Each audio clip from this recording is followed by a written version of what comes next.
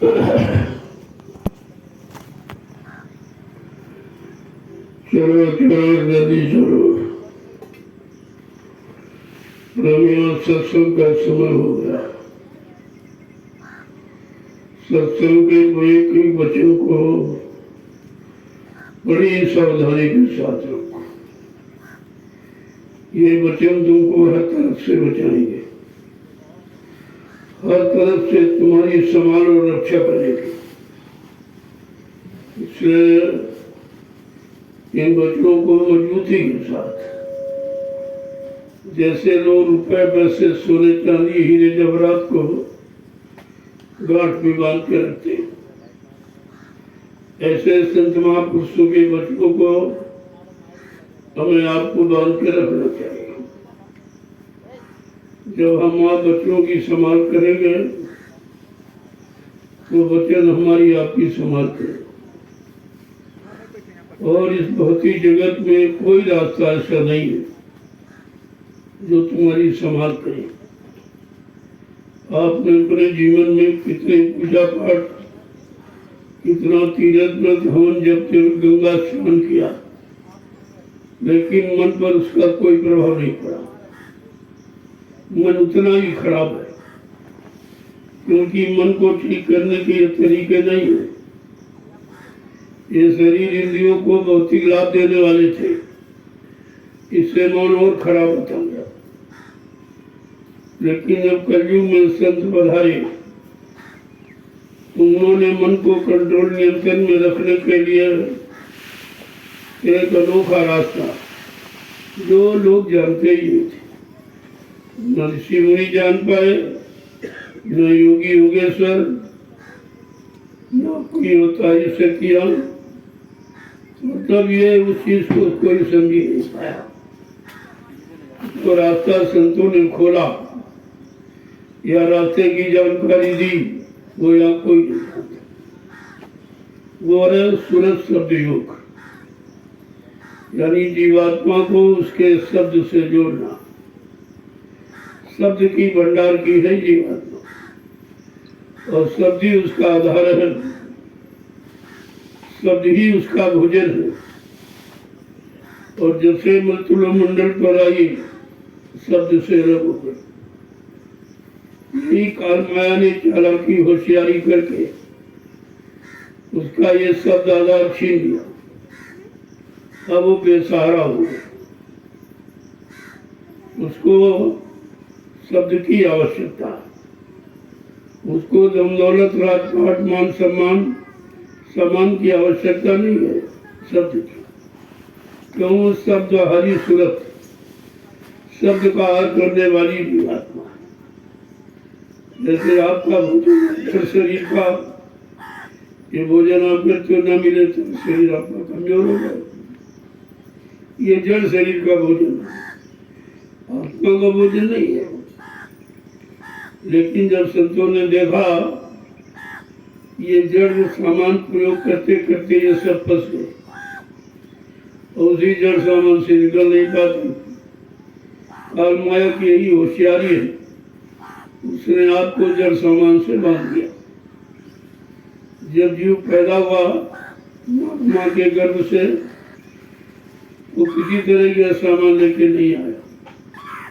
इसलिए मालूम देगा उसको सामान की आवश्यकता नहीं थी। अगर आवश्यकता होती तो साथ में ले गया। जीव तो नंगा और अकेला पैदा हुआ, कपड़े तक लेके नहीं आए बिल्कुल। और ये जितना सामान आप संभाल के रखे हो, ये काल माया का दिया हुआ, आपका नहीं। यही भूल भ्रम से उसने फंसाया, और हम सब उसी को अपना मान बैठे। हमारा जमीन है, हमारा मकान है, हमारा पति है, पत्नी है, बच्चे, भाई है, बंधु है, जात है, ये वो सब दुनिया में।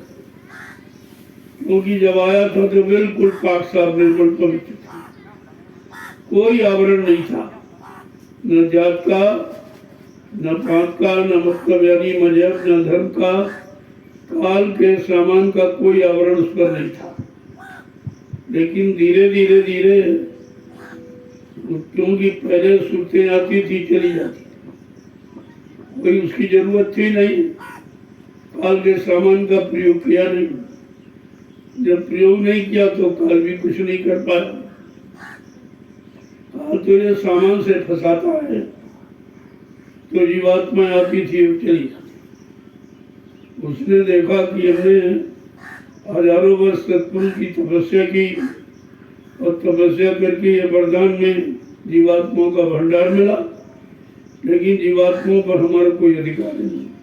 ये सब आ रही जा रही आ रही जा रही अपने घर, तो फट से उसने विधान बना दिया।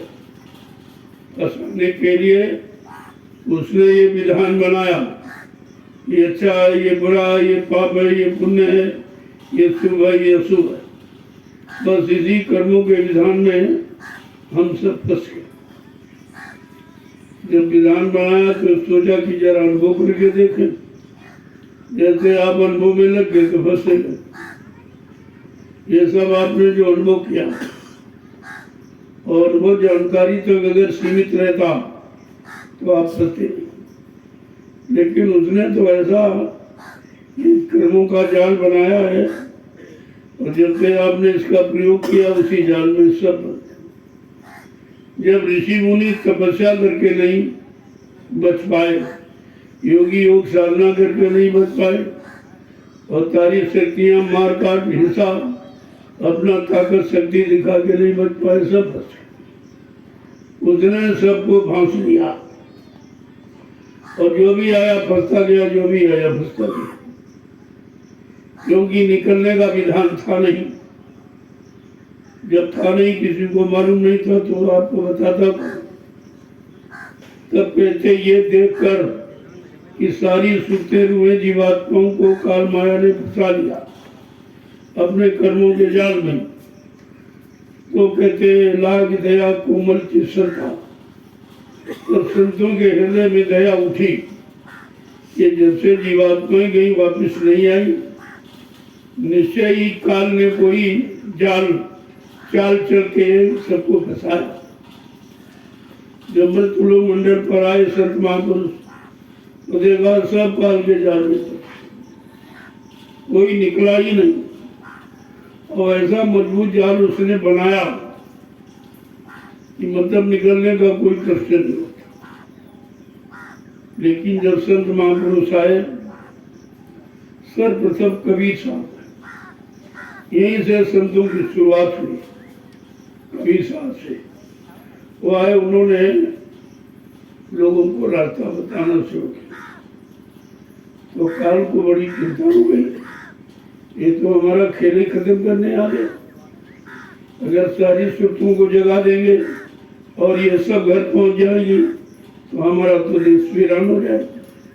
फिर मैं शासन किस पर करूँ, क्योंकि शासन जड़ पर नहीं होता, चेतन पर होता। वैसे शरीर तो जड़ हमारा आपका, अगर जीवात्मा निकल जाती है जड़ है, बेकार है। तो वो सोचा कि जीवात्मा को किसी तरह रोका जाए तो हमारा राज चलता है। तो उसने कर्मों के जाल में फंसा कर, और आपने अनुभव के लिए किया, कभी अच्छा किया, कभी बुरा किया, कभी पाप किया, कभी पुण्य किया, कभी सुख किया, कभी अशुभ किया। बस इसी कर्मों के जाल में आपने शुरुआत तो अनुभव के लिए की, लेकिन आप फंस गए, और धीरे धीरे धीरे धीरे इतना फंस गए कि वो निकल ही नहीं सकता। सारी शक्ति ये कर्मों भोगों के जाल में खर्च करा दी। ये सब शक्ति ही खर्च कर दे, भी जा ही नहीं पाएगा, कमजोर हो जाएगी, कैसे जाएगी। देखो कितनी चाल तुम्हारे साथ काल ने चली, और कोई समझ नहीं पाया। सब उसी चाल को आधार बना लिया, उसी में सब फंसे। लेकिन जो जिसकी है उसको चिंता, पड़ोसियों को क्या चिंता आपकी। जीवात्मा तो मालिक ही है, उसको चिंता हुई। उसने संतों को भेज दिया कि जाओ भाई, बहुत समय निकल गया, सतयुग त्रेता द्वापर कलयुग सब, लेकिन अभी कोई आ ही नहीं पाया। बात क्या, मैंने तो जीवात्माओं को अनुभव के लिए भेजा था कि जाओ हर लोक मंडल मुकाम का अनुभव कर लो, देखो तुम्हारे देश से वो नीचे वाले देश अच्छे कि खराब है, उनमें सुंदरता ज्यादा कि तुम्हारे देश में। तो इस अनुभव के लिए भेजा और ये बेचारी सब फंस गई। यही काल की चाल कि उसने धोखा देके हम सब जीवात्माओं को फंसा लिया अपने सामान में। हमने आपने समझा कि हमारी मदद कर रहा है, कहीं हमको जमीन दे दी, दुकान दे दिया, मकान दे दिया, सारे किले पर पत्नी बाल बच्चे भाई बहन बिरादर दे दिए और मतलब आधार धन दौलत का ये सब बना दिया। हमने समझा कि ये हमारा इंतजाम कर रहा, ये हमारी व्यवस्था कर रहा, ये समझ कर हम लोग सब फंस गए। कितना समय गुजर गया, यहाँ से कोई जाते और यहाँ कोई आया भी नहीं जाता कौन लेके। तो नीचे के लोगों में जो जानकारी आपको दी गई वहीं तक अगर उन शक्तियों को की आदेश हुक्म आपने माना, उनके कहने पर आप चले, जिसको कहते हैं भक्ति, यानी आदेश पालन ही तो भक्ति है। आपने काल का आदेश माना और काल की व्यवस्था आदेश मानकर उसने अपनी व्यवस्था में सबको फंसा लिया। अब निकलना बड़ा मुश्किल दिखाई दे, क्योंकि सब फंस गए। जब संत दयाल आए, उन्होंने देखा कि तो सब फंस गई और इतना फंस गई कि बगैर इसके वो रह नहीं सकती।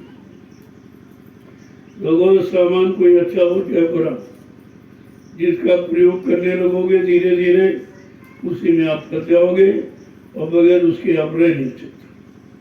पहले ये कुछ नहीं था, काम क्रोध लोभ मोह अहंकार तो थे, लेकिन इनका तुम्हारे पर कोई दबाव नहीं था, इनका तुम्हारे पर कोई अधिकार नहीं था। लेकिन जब हम आप कही रहे, करते करते करते करते उसी को आधार मान लिया और फंस गए, अब बगैर उसके आपको काम नहीं चला। तब संतों को बड़ी मेहनत करनी, बहुत परिश्रम, जीवों को जगाने उठाने के लिए उन्होंने बहुत परिश्रम किया और हम आप उनकी महिमा को समझ नहीं पाए कि वास्तव में मृत्युलोक मंडल में हमारा हितैषी कौन, हमारा दुख तकलीफ किसको मालूम है, कौन दुख करेगा, ये तो यहाँ कोई समझ ही नहीं पाया। क्योंकि जो लोग यहाँ आते जाते रहे वो सब सामान की इच्छा रखते थे। जो भी आपने पूजा पाठ तीर्थ व्रत दान हवन जब गंगा स्नान किया, ये शरीर इंद्रियों से किया तो शरीर इंद्रियों को लाभ मिल गया। क्या लाभ मिला कि राजो पाठ लो, धन लो, दौलत लो, औरत लो, बच्चे लो, ये मतलब यानी सब उसने दे दिया और आपने ले लिया। अब किसी का सामान लेके आप प्रयोग करोगे तो कर्जदार बन जाओ, ये कर्जा है और इस कर्जे को यहाँ कोई निपटा नहीं सकता। क्योंकि कर्जा निपटाने का तरीका युक्ति अभ्यास किसी को नहीं। सेवाएं तो आपने की, परिवार की, बाल बच्चों की, समाज की, देश की, लेकिन तुमने अपनी जीवात्मा के लिए कौन सेवा की? खेल तो सब उसका है, जाना उसको है, बगैर उसके काल की सच्ची मुर्दा हो जाएगी। उसका भी आधार जीवात्मा ही काल का, बगैर दयाल के काल भी कुछ नहीं कर सकता। और दयाल ने जीवात्मा को रखने के लिए कोई न कोई तो शरीर उसको चाहिए था, क्योंकि निखाली जीवात्मा रह नहीं सकती। उसको रहने के लिए कोई नई मकान चाहिए। जैसे आपको रहने के लिए झोपड़ी है, मकान है, मतलब यानी अच्छा है खराब जो भी चाहिए जरूर, क्योंकि शरीर को बचाने के लिए आपको मकान की आवश्यकता पड़ती है। सर्दी है, गर्मी है, बरसात है, ये विशेष सुरक्षा रखने के लिए आपने मकान बनाया। इसी तरीके से जीवात्मा को रखने के लिए कोई मकान चाहिए, तो बिना शरीर के तो रह नहीं सकती। तब उसने सब शरीरों ने कर्मानुसार, मन ने जैसे जैसे कर्म किए उस कर्मानुसार उसको शरीर में जाना पड़ा। पशुओं वाले कर्म किए तो पशु शरीर में चले गया, पक्षियों वाले कर्म किए तो पक्षियों के शरीर में, और जंगली जानवरों वाले कर्म किए तो उसके शरीर में, और बहुत गंदे गलीज खराब पाप कर्म किए तो ये नाली में बदबूदार कीड़ों में जाएगा। ये सब कर्मों का खेल है और यहाँ कुछ नहीं। अगर तुम कर्म से अलग हो जाओ तुम्हें कोई नहीं फांस सकता। काल को फांसने के लिए कर्म ही है और कर्मों के जाल से उसने फांसा। अब संत महापुरुष आए तो उस कर्मों के जाल से आपको निकालना था। वो निष्काम कर्म करने की युक्ति आपको दे। जब कोई कर्म ही नहीं रहेगा तो फंसेगा कौन? घाट जगाती क्या करे जब सिर बोझ न हो। जो घाट पर बैठा है, यहाँ से जीवात्मा जा रही, फट से उधर तलाशी लेता। अरे भाई आया जी देर से जा रही हो तो जरा अपने कर्मों की वही तो बताओ। कोई तुम्हारा कर्म बाकी तो नहीं रहेगा। अगर बाकी रहेगा तो फिर आपको मृत्युलोक में किसी न किसी शरीर में आना पड़ेगा। तो घाट, लेकिन कहा है धर्मराज दरबार में सबका झारा ली, लेकिन घाट जगाती क्या करे जब सिर बोझ लो। तो करेगा क्या वो तुम्हारा जो तुम्हारे पर कर्मों का बोझा। संत महापुरुष आपको कर्मों से रहित करने आए। जिन कर्मों से आप फंसे हो उन कर्मों से धीरे धीरे आपको निकालते। लेकिन तुम्हारा स्वभाव उन्हीं कर्मों में जाने का, करने का और मांगने का। प्रार्थना भी करते हो तो यही कहते हो ये दे दीजिए, ये दे दीजिए। तो तुम्हें ये मालूम नहीं है कि ये फंसाने का जार, ये जार है और तुम जार को मांगते हो क्योंकि तुम्हें पता नहीं। बेटा दे दीजिए, बेटी दे दीजिए, शादी ब्याह करा दीजिए, ये मतलब बन जाए, ये बन जाए, नौकरी मिल जाए, व्यापार, ये सब क्या है? यही तो काल की व्यवस्था। और उसने व्यवस्था में इस तरह से आपको फांसा कि करते करते करते आप उसमें फंस गए। अब बगैर उसके आप रह नहीं सकते। तो उन्होंने संतों में निष्काम कर, जिस कर्म के करने से आप फंसे ना, वो निष्काम कर्म है भजन। भजन ही निष्काम कर्म, क्योंकि भजन करने से यहाँ का कुछ नहीं मिलेगा। वो तो घर जाने का अभ्यास है, घर जाने की युक्ति है। और तुम उस वक्त भजन करेंगे तो कुछ मिल जाएगा। अरे भाई यहाँ कुछ नहीं मिलेगा। तभी तो बेचारे निराश हो जाते। ये इतने दिन से भजन कर रहे हैं और हम बीमारे रहते हैं, हम गरीबे होते चले जा रहे हैं, हम परेशान। ये तो तुम्हारे कर्मों का लेते हैं, इसमें भजन नहीं कुछ करेगा। भजन तो भगने, यानी भजन का मतलब भगो, अपने देश की तरफ चलो। कहते जीवात्मा अरे तू चल भग अपने देश की तरफ, यहाँ से निकल। इतने दिन तुझे फंसे हो गए तो सब भूल गई अपने देश को, अपने देश की सुंदरता को भूल गई और वहाँ का कितना रमणीक दृश्य है तो उसको भी भूल गई। तो कहा जरा बैठ के देखो, यही से इसी शरीर में बैठ के देखो। अब इस शरीर में बैठने का स्थान नहीं बना, क्योंकि मन यहाँ बैठा, ये मन का घाट है, ये सूरत जीवात्मा का घाट। यहाँ तो कोई गया नहीं, न किसी ने बैठक बनाई, सब यहीं पर रह गए। इसी में आज भी है, आज भी आप जो भी करते हो सब यही के लिए सोच रहे हो, ये मिल जाए, वो मिल जाए, वो मिल जाए, वो मिल जाए। अरे भाई जो मिल जाएगा, और जिनको मिला वो तो लेके गए नहीं, तुम कैसे चले जाओ? तुम्हारे पहले तुम्हारे पूर्वज कितने आए, उम्र के चले गए और सब यही छूट गए। न जमीन ले गए, न मकान ले गए, न रुपया पैसा, न रिश्ता नाता, ये सब छूट गया।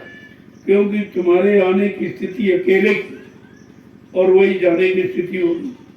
अगर स्थिति को समझ लो तो तुम्हारी व्यवस्था ठीक हो। और यही समझाने आए और इसी काल की व्यवस्था से निकालकर दयाल अपनी व्यवस्था में आपको लाने के लिए प्रयास किया कि जल्दी चलो अपने घर चलो। घर तुम्हारा घर नहीं है, यहाँ तुम्हारा कोई मालिक नहीं, तुम्हारी रक्षा करने वाला, यहाँ संभाल करने वाला कोई नहीं।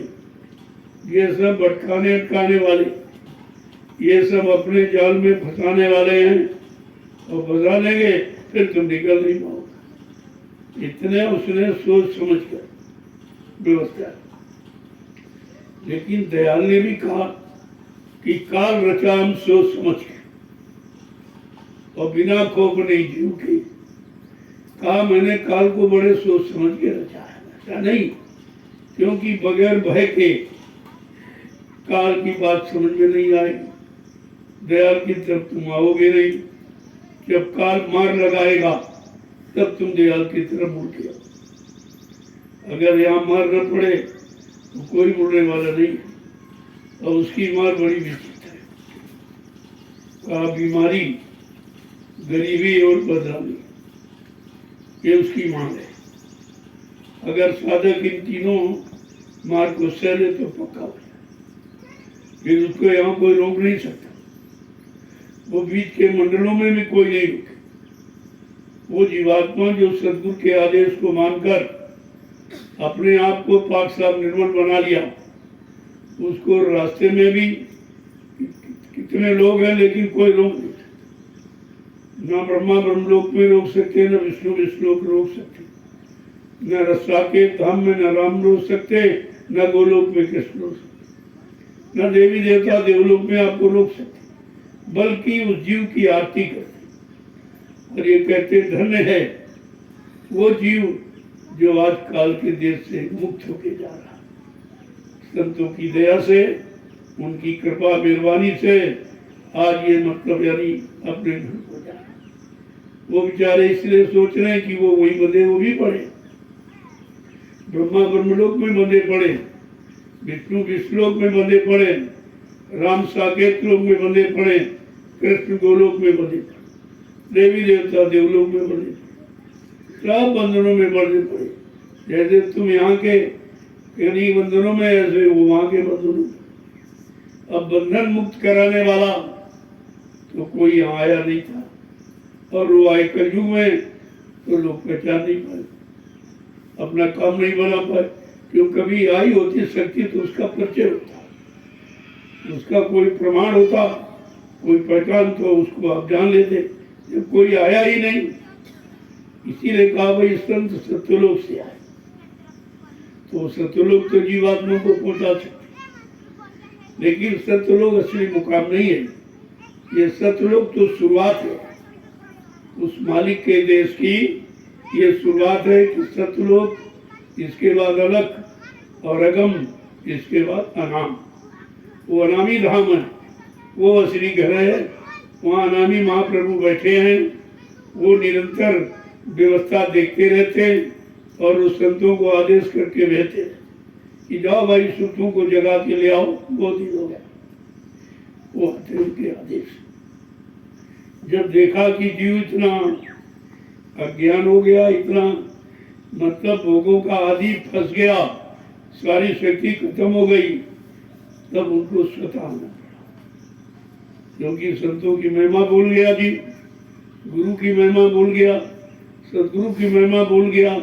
तब ये परम संत, ये नामी महाप्रभु स्वतः मानव चोला धारण करके मतलोक मंडल पर आ गए, हम सब जीवात्माओं को जगाने के। अब हम उनको वचनों को नहीं समझ पा रहे, इशारों को नहीं समझ पा रहे, उनकी हमदर्दी को नहीं जान पाए। सब कुछ करते हुए और आपके साथ रहते हुए, लेकिन आप ये समझ नहीं पाए हो इनका काम। पता नहीं कब कैसी व्यवस्था बदल दे और आप समझते हो कि यहाँ रहेंगे वहाँ रहेंगे वहाँ।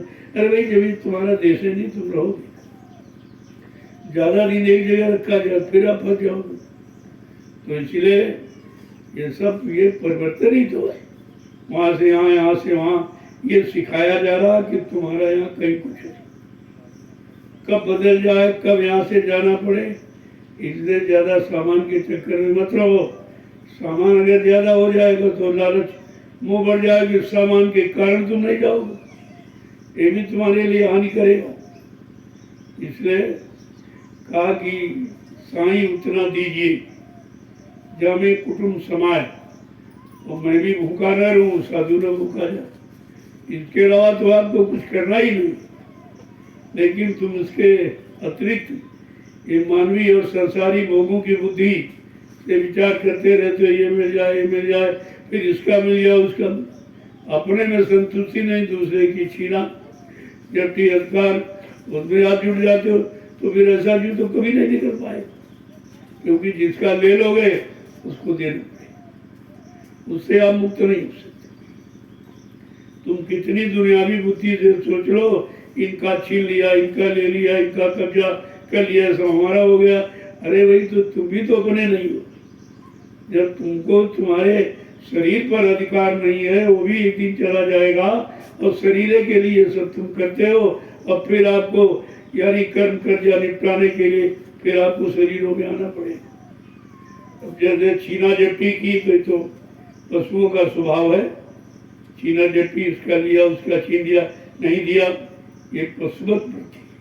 फिर आपको पशुओं के शरीर में जाना पता नहीं कब तक ये सिलसिला चला, क्योंकि पशुओं में भी तमाम क्वालिटी है, उनमें तमाम विभाग हैं, ऐसा नहीं। और तुम्हारा कर्म जिस विभाग के लायक है, फिर उसी विभाग में आपको भेज दिया जाएगा। तो बड़ा विस्तार है कर्मों का, बहुत बड़ा विस्तार है। और माया का प्रसार, माया ने जो अपना फैलाव, जो विस्तार बनाया है, वो आधार कर्मों का है। अगर कर्म जाल न बनाया होता तो उसका राज्य सीमित हो, कोई रहता ही नहीं, सब चले जाते। ये राज्य किस पर करता, क्यों व्यवस्था बनाता? तो उसने अपनी व्यवस्था में जो वो सफल हो गए, सब जीवों को फंसा लिया। अब देखिए उसकी व्यवस्था बन जाती। लेकिन दयाल को चिंता है कि व्यवस्था नहीं तो अज्ञानता है, अज्ञानता में जीव फंस गया बेचारा। अब उसे होश भी नहीं है कि मैं किस लोक मंडल मुकाम का रहने वाला हूँ, हमारा सच्चा मालिक कौन है, हमारी रक्षा हिफाजत कौन करे, हमको कर्मों के जाल से निकाल कर अपने घर कौन पहुँचाए। ये तो चिंता संत महापुरुषों किसी को नहीं, ये चिंता केवल क्योंकि जीवात्मा उन्हीं की, जिसकी जो चीज होती है उसको चिंता होती, वो रखाव करता उसका। तो आपको ये इतने दिनों से बराबर कर, लेकिन जीव इतना मुरक्कर है, ये वजन भी याद नहीं रहता, और इससे वो रपट जाएंगे, क्योंकि ये इतना चिकना घड़ा, कर्मों की जंग और काई इतनी जमा हो गई कि कोई बचन टिके, सब फिसल जाता। लेकिन वो अपनी मेहनत, अपना परिश्रम, अपनी व्यवस्था बदल कर कोई न कोई चीज आपके सामने रखते रहते, यहाँ नहीं तो वहाँ चलो, वहाँ नहीं तो वहाँ चलो। अब अगर जैसे कल किसी को मालूम नहीं था कहाँ जाना, क्या करना, कुछ किसी को नहीं, जो साथ रहे उनको तो और भी कुछ पता ही नहीं कब क्या होगा। वो तो जब जहाँ जैसा काम होना, आपको मन को ठीक करने के लिए कोई शांत प्रिय स्थान की आवश्यकता है। लेकिन जब ये व्यवस्था शुरू हो जाती, भीड़ भाड़ कौन हो जाती, वहाँ भी शांति माहौल बन जाता। सोचा था कि जंगल में चलेंगे, बैठ के भजन करेंगे, जो आएंगे भजनानंदी वो भी बैठ के करेंगे तो काम हो गया। लेकिन वो भी यहाँ भी वही बखेड़ा हो गया, वही भीड़ भाड़, वही सब। धीरे धीरे सोचा जा रहा कि भाई इस भीड़ से कैसे अलग किया। पहले तो भीड़ जुटाई गई, लेकिन वो जानकारी की नहीं, इनको जानकारी नहीं है, जानकारी मिल जाए कि सच्चाई कहाँ है, सत्य कहाँ है, नीति कहाँ है, न्याय कहाँ है, सुरक्षा बचाव कहाँ है, इसकी जानकारी। ये सत्संग इसीलिए किया जाए कि आपको अपनी जानकारी नहीं रही, आप अपनी जानकारी भूल गए कि हम कहाँ के हैं और कहाँ आ गए। अब यहाँ से कैसे चलें, अपने घर कैसे पहुँचे। तो ना तो आने वाली जानकारी रही, न जाने वाली जानकारी। आ तो गए आप, लेकिन जानकारी भूल गए। जबकि सत्पुरुष ने आपके कहने के मुताबिक जब बहुत आपने हट की, यानी जीवात्माओं ने बहुत हट की, कहा नहीं नहीं एक बार भेज दीजिए, जरा देख के वापस लौटाऊंगी। तो मालिक ने कहा भाई वहाँ कुछ नहीं, वो सबसे गलित गंदगी का देश है नीचे, जहाँ कुछ है ही नहीं। लेकिन इतनी मजबूत प्रेरणा भर दी थी तो बार बार कह रही नहीं नहीं, एक बार में बहुत इच्छा हो रही प्रभु। तो कहा चलो भाई, अगर तुम्हारी इच्छा ही है तो मैं भेजे देता हूँ, लेकिन एक हिदायत, एक हुक्म आपको देता हूँ, ये नाम जोड़ शब्द जोड़ को छोड़ना मत। ये नामदानी जीवात्मा का आधार है, ये दिया नहीं गया, जो तुम भूल गए उसको याद कराए। जब भूल गए तुम रास्ता, तो ये रास्ता है, फिर से आपको जानकारी दी। जब वहां से चली सतलोक से, तो कहा देखो एक बात का ध्यान रखना, जा तो रही हो लेकिन किसी के बहकावे भरमावे में मत। सब बहकाने वाले बैठे हुए, रोकने वाले, और ये नाम जो शब्द जो पकड़ो, ऐसे पकड़कर नीचे के लोगों में हर लोग का अनुभव करा। देखो इस लोक में ये है, इसमें ये है, इसमें ये है, सब कराया अनुभव। फिर शरीरों का अनुभव कराया, क्योंकि सतलोक में तो कोई शरीर है नहीं, वहाँ जीवात्मा खचाखच भरी है। लेकिन सतलोक के नीचे नीचे के किसी लोक में जाएगी तो बिना शरीर के नहीं, नंगी तो भेज दी जाएगी, कोई न कोई शरीर तो उसको दिया जाए। बस वहीं से शरीर में आना शुरू किया। पहले कारण शरीर, फिर सूक्ष्म शरीर, फिर लिंग शरीर, फिर स्थूल शरीर। ये लोगों का अलग अलग है।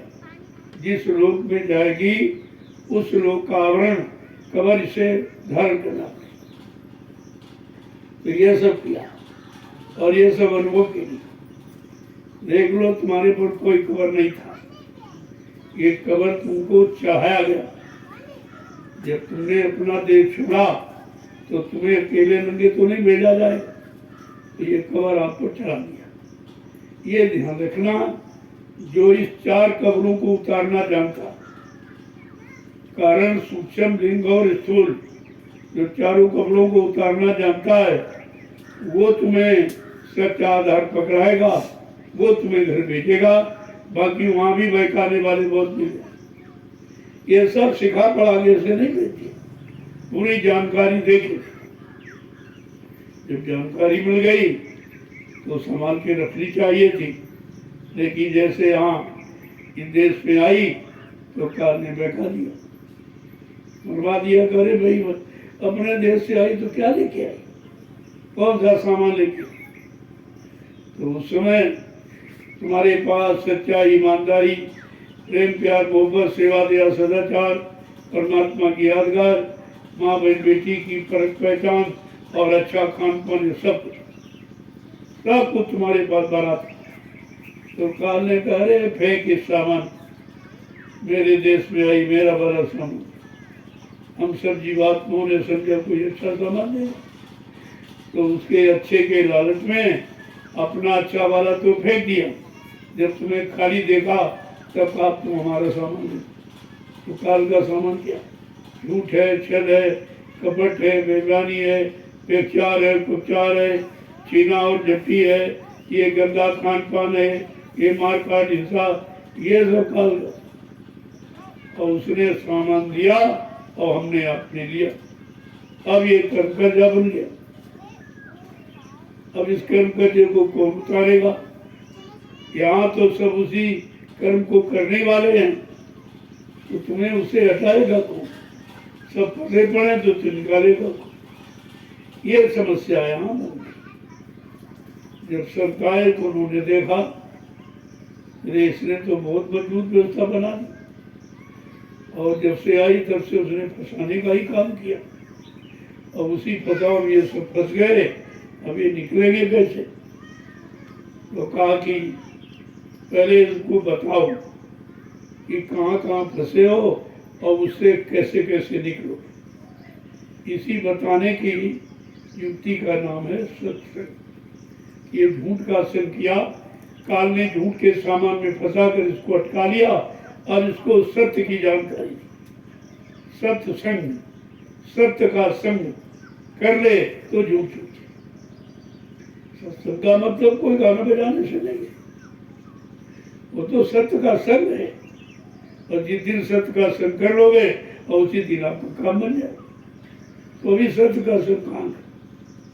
यहाँ आते तो झूठे का संग मानते, वही काल का सामान झूठा है और उसी में फंसे हो, वही मेरे आमंत मानते वाले।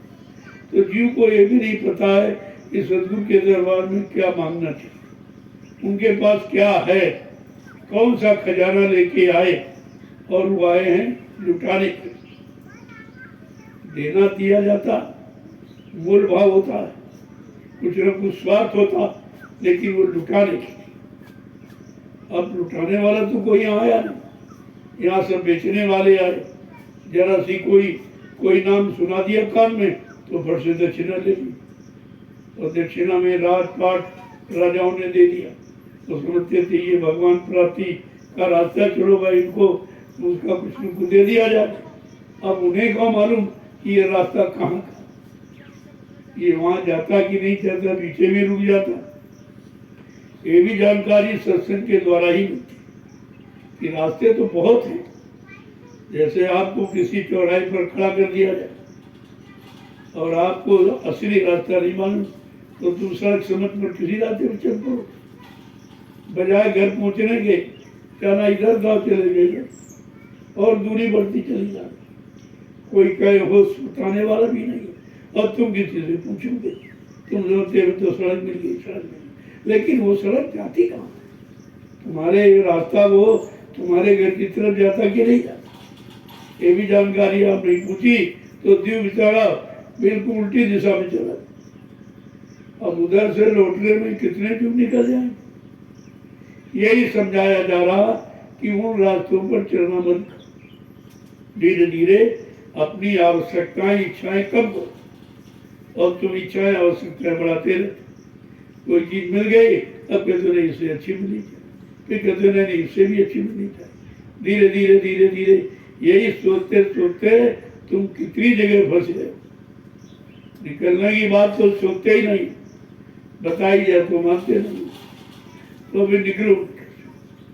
तो कितना समय निकल गया, निकालने वाला 10 जुलाई 1952 से, और 12 तक निकलने वाला था 60 वर्ष। ये 60 वर्ष का समय तुम्हारे पीछे खर्च किया गया। जाग जाओ, चेत जाओ, उसमें आ जाओ, अपने सच्चे रास्ते पर खड़े हो जाओ, अपने घर चलो, अपने मालिक के पास चलो, तो ये काल माया की मार से बच जाओगे।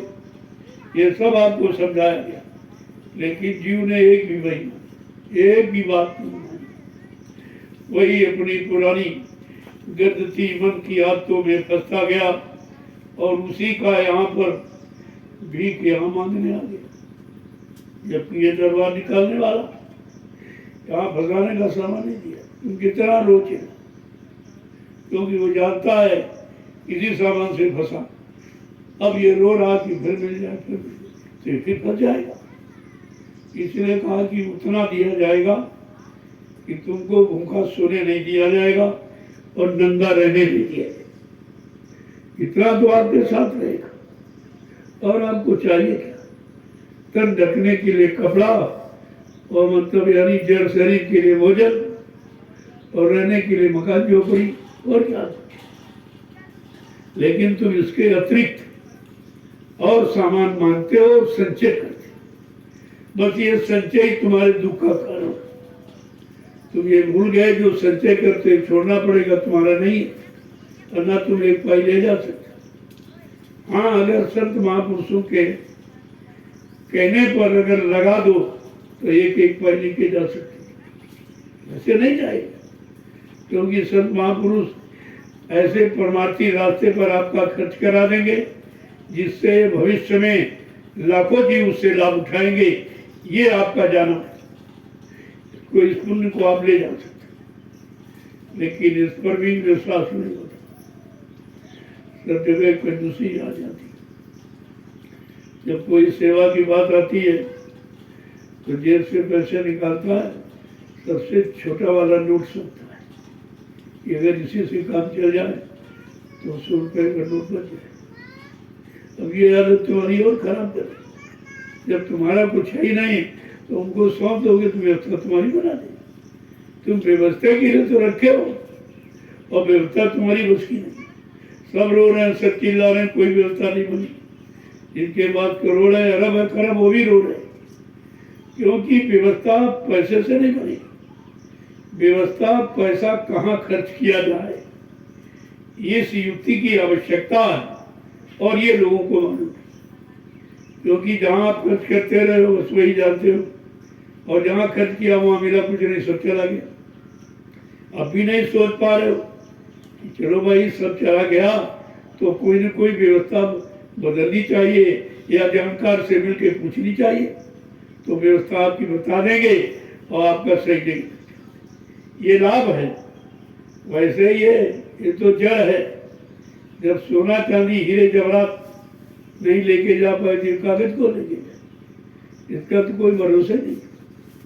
पानी पर जल जाए, अग्नि जला दे, हवा इसको उड़ा ले जाए, चोरी कर ले जाए तो वाला ही नहीं।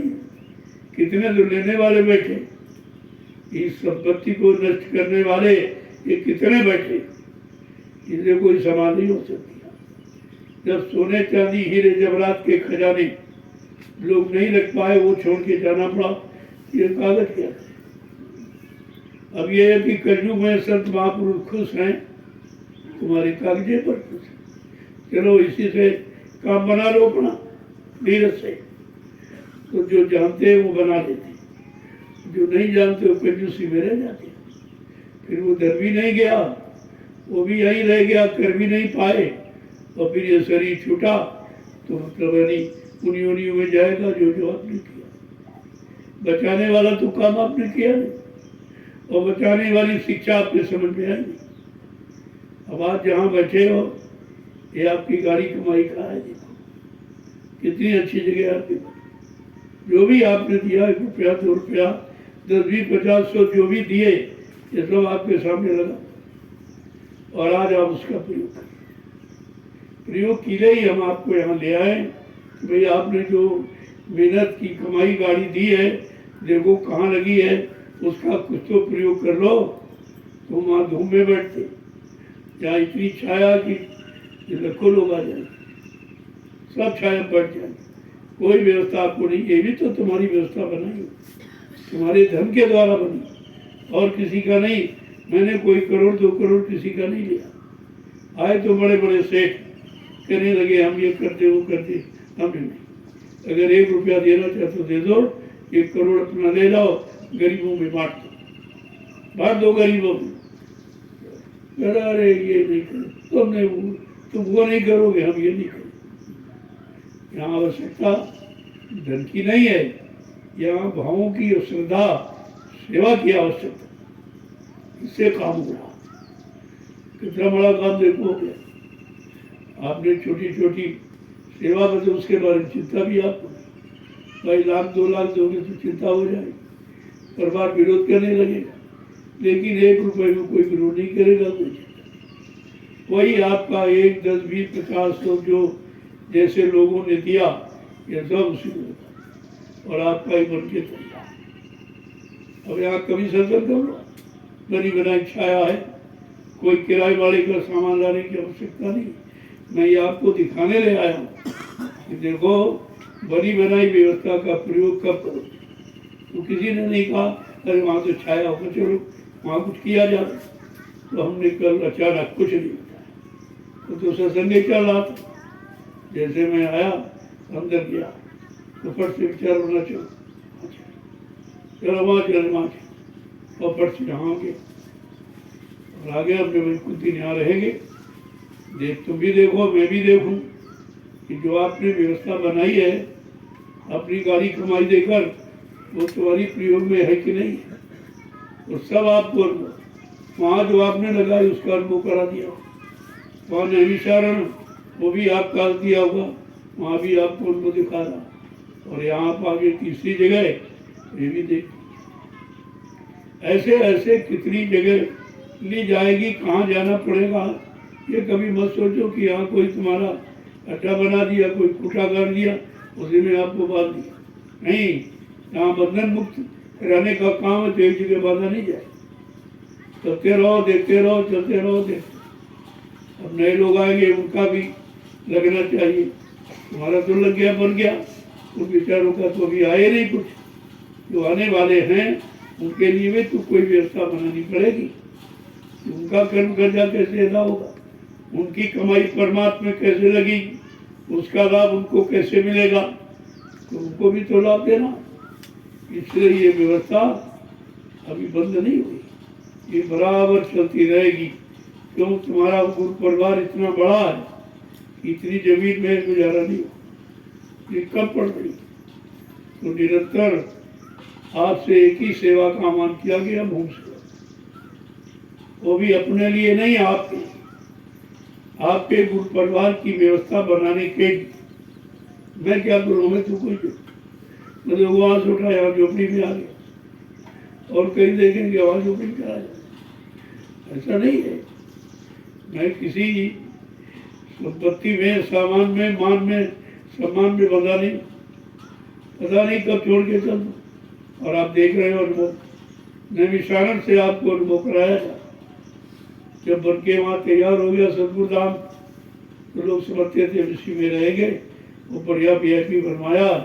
तो अपने मैं रोज कहता, नहीं भाई, हमारी पहचान झोपड़ी, मैं झोपड़ी में रहता हूँ, झोपड़ी में रहता।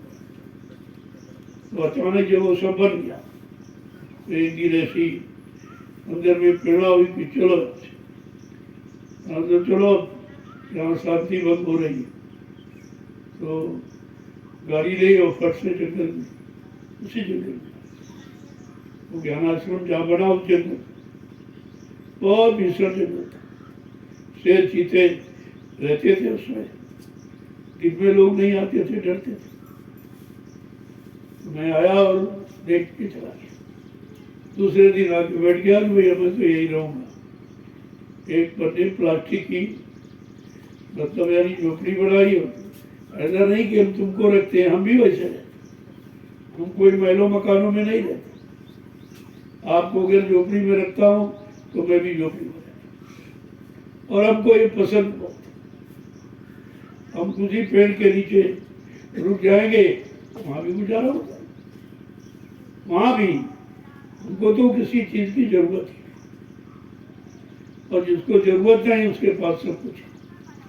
यही प्रकृति का नियम है, ये प्रकृति ने नियम बना दिया कि चाह गई चिंता मिट्टी मनुआ बेपरवाह, जिनको कछु ना चाहिए वो साहम के साथ, वो बादशाहों के बादशाह जिनको काल माया का कोई सामान चाहिए ही नहीं, कोई इच्छा नहीं लेने की, रखने की, ये की वो की।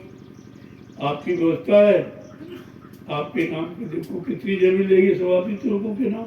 मैंने तो अपने नाम कुछ रखा, मेरा कोई नाम ही नहीं, तो मैं रखूँगा। अब जो नाम मालिक दे देगा उसी नाम से जाना जाऊंगा, उसी नाम से लोग काम देखेंगे और वही नाम से पुकारने लगे। इसलिए उनका कोई नाम, वो तो माँ बाप ने अपनी परिचय के लिए कोई न कोई नाम तो रखे नहीं, लेकिन वो नाम नहीं है उनका असली नाम। जिस नाम से काम, जिस नाम से काम किया जाता वही उनका नाम। अब ये धीरे धीरे जीव नहीं जानते। अचानक देखिए आप, नाम तो कुछ और शरीर, लेकिन कहा मैंने जय गुरुदेव नाम को जगाया, सिद्ध किया और उसी से काम कर रहा हूँ। ये नाम न तुम्हारा न मेरा, लेकिन हमको लोग बाबा जय गुरुदेव कहते हैं। ये कहा कहते हैं लोग, है इनका कोई नाम नहीं, नाम न रूप, न कोई नाम है न कोई रूप। ये 5 तत्वों का पिंडा है, ये 5 तत्वों में विलीन हो जाएगा। तुम्हारा कोई रूप नहीं, तुम्हारा कोई नाम नहीं, तुम्हारा कोई स्थान नहीं, ये लोग कुछ नहीं रहेगा। तो जाने के पहले ही छोड़ दो तो दुख नहीं होगा, चिंता नहीं होगी आपको। लेकिन जाने के पहले छोड़ना बड़ा मुश्किल है, क्योंकि आपने उसको अपना मान लिया। अपना मानकर आप उसको फंस गए, उसी में बंध गए, तो छोड़ना बड़ा मुश्किल है। लेकिन धीरे धीरे धीरे आपको देखो अलग किया जा सकता। कभी 1 महीने, कभी 2 महीने आश्रम पर रहे, कभी 3 महीने रहे, कभी कुछ लोग तो जब से आज तब से गए नहीं। देखो अपने आप छूट रहा घर मकाना, जबरदस्ती नहीं की जा रही, स्वेच्छा से।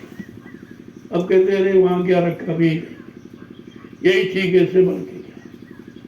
कम से कम ठंडे तो यहाँ रहोगे, जैसे पत्थर पिघलता नहीं पानी में, लेकिन एक पानी में पड़ा पत्थर एक धूप में अंतर है। वो तपता है, आप बैठ नहीं सकते, जल जाओ, और पानी वाला ठंडा आप प्रयोग कर सकते। उसी तरह से ये धीरे धीरे आपको निकाला जाए, धीरे धीरे आपको घर गृहस्थी में जो आप रहे उसका अनुभव आपके पास। अब जरा विरक्ति का अनुभव कर लो कि तो उसमें तो कुछ मिला नहीं, सब चला गया और आप लुट गए सब तरफ, शारीरिक शक्ति भी खर्च करी, लुटा दी, जो पैदा किया वो भी सब चला गया, तो तुम्हारे पास बचा क्या? क्या तुम इसी काम के लिए आए थे? तुम अपना काम भी नहीं समझ पाए। तुम्हारा काम है जीवात्मा जी के घर पहुंचे, और कहाँ फंस गए आप, कहाँ फंस गए। लेकिन धीरे धीरे वहां से आपको निकाला भी जा रहा, कभी 1 महीने, कभी 2 महीने, कभी 3 महीने, और आपसे संयम ब्रह्मचर्य का पालन भी करा दिया जा रहा। वैसे आप कर नहीं सकते, क्योंकि आप इतने आदि भोगों के हो, बगैर उसके तुम रह ही नहीं सकते। लेकिन कैसे धीरे धीरे आपको अलग किया जा रहा, आपको निकाला जा रहा, आपकी शारीरिक शक्ति की रक्षा हिफाजत की जा रही है, सब काम आपके साथ हो रहा है। यहाँ आप चाहकर भी कर नहीं, हम कुछ है। वही हम आश्रम में रहते, आश्रम की कोई न कोई मर्यादा, गुरु की कोई न कोई मर्यादा है। अगर मर्यादा को समझ लिया तो तुम्हारा इसी मर्यादा में काम बन जाएगा। कुछ आपको करना काम, जब करने वाला तुम्हारे साथ तो तुम्हें करने की क्या जरूरत। लेकिन अगर कुछ न कराया जाए तो तुम पहले तो बिगड़े और बिगड़ जाओ। तो कहा गया एक बांस गाड़ दिया कि चढ़ो उतरो, चढ़ो उतरो इस पर, ये बांस गाड़ दिया सिमरन का, ध्यान का, भजन का। माला करो, आंख बंद करो, कान बंद करो, माला करो, आंख बंद करो, कान बंद करो। इसमें आपको लगा दिया गया कि उधर से हटने का रास्ता यही है। इस रास्ते से आप यानी हट भी सकते हो, और ज्यादा समय देकर अगर कुछ सिद्ध कर लिया तो जा भी सकते हो। वो तो तुम्हारे करने पर और दया करने पर ही होती है। ऐसे नहीं न खाली दया, तो क्या तुम दया समझ लोगे? क्या अभी तक समझ पाए जो दया की थी, या की जा रही उसको भी नहीं समझ पा रहे? क्योंकि दया कोई दिखाई तो देती नहीं, अनुभव की जाती। इसलिए ये सब अनुभव ही तो आपको कराया जा रहा। मैं आपको अचानक यहाँ ले आया, आपको जानकारी नहीं थी, बताया भी नहीं है, किसी ने ले आया ये भी आप नहीं जानते। बस ये है हम आ गए, और आगे तो कोई ना कोई काम आपका हो रहा। इन बच्चों को काम तक पहुंचाया जा रहा। कानों से आपने गंदे अश्लील भद्दे शब्दों को सुना, वो भी गंदगी वहाँ। तो जब ये सत्संग बच्चन जाएंगे तो उस गंदगी को निकाल के बाहर करें, तो धक्का मार के निकाल दें। तो आपका सब तरफ से शुद्धिकरण किया जाए, कान शुद्ध है, आँख शुद्ध हो जाए, चलना शुद्ध आपका सही हो जाए, सोचना समझना करना कराना ये सब दुष्भाग का काम हो गया। करना ही क्या, इसको इस मंदिर को आपको सुरक्षित रखना है। ये मानव मंदिर है, इसके मुकाबले कोई मंदिर नहीं। वो सब जड़ है, ये चेतन। चेतन मंदिर केवल यही एक ही है, और चेतन मंदिर कहीं न, वो मंदिर कहीं जा सकता, न बोल के आपको बता सकता, न कुछ उठा के दे सकता, न आपका ले सकता, कुछ नहीं। क्योंकि चेतन लेने देने बताने का काम चेतन करता, जड़ नहीं। अब बेचारे जब चेतन मिला नहीं तो जड़ ही फंस गए, और इतना फंस गए कि वहां से हटना मुश्किल। कहते नहीं, हमने भी पूजा नहीं की, हमने भी घंटी नहीं हिलाई, हमने शंकर नहीं बजाया, हमने चंदन नहीं लगाया, इसी में सब बेचारे फंस गए। लेकिन ये नहीं पूछा कि तुम कहाँ लगा रहे, तुमके कहाँ लगाना चाहिए। लगाने वाला कोई हो तब तो तुम्हारे लगाने का लाभ देगा। अब पत्थर में लगा लो तो बेचारे वो क्या लाभ देंगे। लेकिन तुम्हारी बुद्धि इतनी पत्थरी हो गई कि तुम अच्छी सच्ची आवाज समझ नहीं पा रहे हो, जड़ चेतन में अंतर नहीं समझ पा रहे हो। तो बिगाड़ा आपने बहुत, इतना बिगाड़ दिया, उसी बिगाड़ में फंसे हो, अब निकलना मुश्किल। जा जाओ उनसे पूछो कि भाई यहाँ आते हो तो कुछ मिला होगा। कल मिला क्या, फिर क्या आदमी यहाँ जाता कुछ पाने के लिए जाता, खोने के लिए थोड़ी जाता। तुमको क्या मिला और कितने दिन से कर रहे हो, और जिसका कर रहे हो वही नहीं मिला।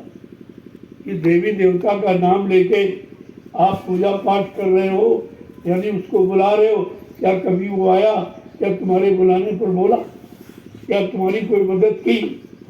कहते कुछ नहीं। तो जब कुछ नहीं की तो छोड़ ही नहीं पा रहे।